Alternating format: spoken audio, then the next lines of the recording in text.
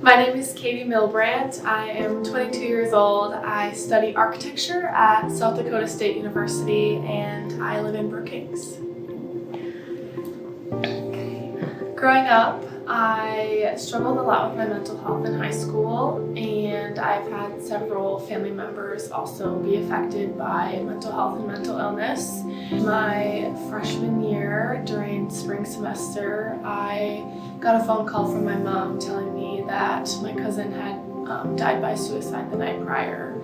And the grieving process was really hard for me, especially being 4 hours away from my family. Fast forward a whole year, February 14th of 2022, I attempted to take my own life.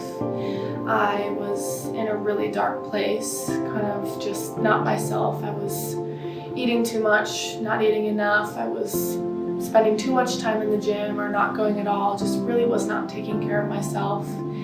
And it was on that day when I say that my life changed forever, because I turned my struggle into strength. It took a long time to heal and process my own emotions and get the help that I needed, but once I was in a better place, I learned that I can use my story and my voice to help and empower others, which is where the pageants come into play. I have a platform, it's called Speak Up, Stopping the Stigma by Starting the Conversation. So essentially just talking about mental health, like we talk about our plans for the weekend.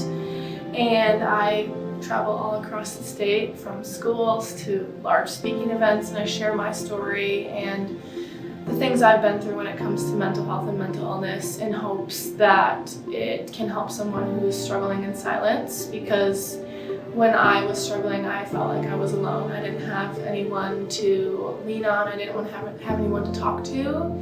And if sharing my story can help someone, at least one person, then I know I've done my job.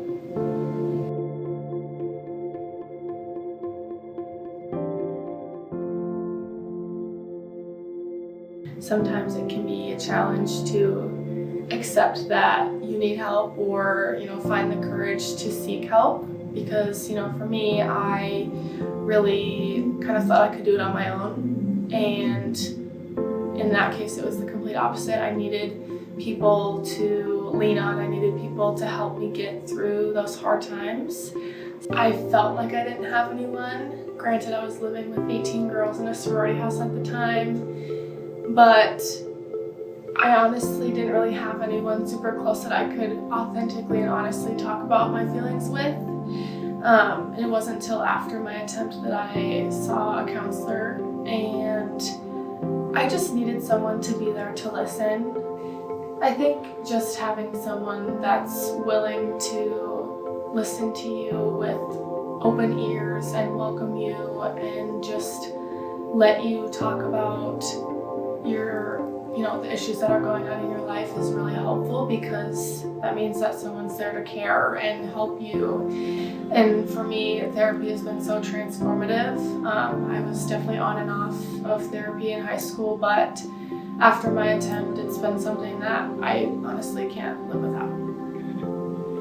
Thankfully, SDSU provides free counseling services to all students and staff and faculty, so I knew of that outlet. That was where I was taken the day of my attempt by a university police officer.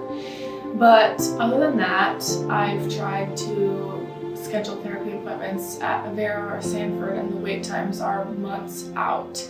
And so thankfully I had our campus resource, but for someone who isn't in school trying to look for resources, I feel we need to have therapy be more accessible and affordable.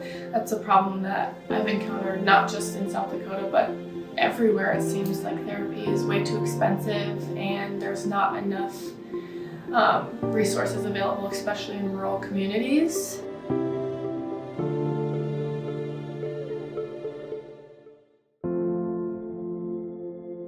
Your healing journey won't be linear. I always thought that after my attempt, I was just gonna get better and I would go back to being happy and being myself, but living with a mental illness It's sort of like a roller coaster. Some days are really, really good and I feel great and I'm ready to conquer the world. And other days I wake up and it's a struggle to get out of bed in the morning and do my daily tasks. And I think just being aware of that and how some days are better than others, that's normal. Everyone experiences highs and lows. And just to remind yourself that taking care of yourself is important, especially on the days where you're not feeling as good or you're kind of struggling to do your normal daily tasks, to make sure that those are the days that you really take care of yourself and do the things that help you